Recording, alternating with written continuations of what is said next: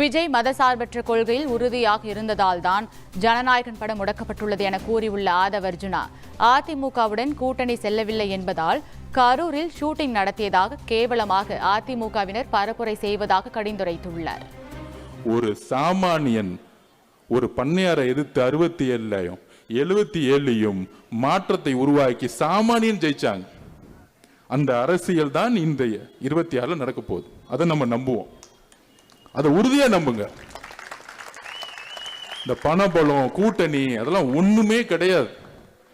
நம்ம மதசார்பற்ற கொள்கையில இருக்குன்னு சொன்னவன கூட்டணிக்கு நம்ம அதிமுக போலன்னு சொன்னோன்னே 2 நாள் முன்னாடி அதிமுக பிரச்சாரம் ஆரம்பிச்சுட்டாங்க. அது என்ன ஷூட்டிங் அவர் கரூர்ல பண்ணாரு.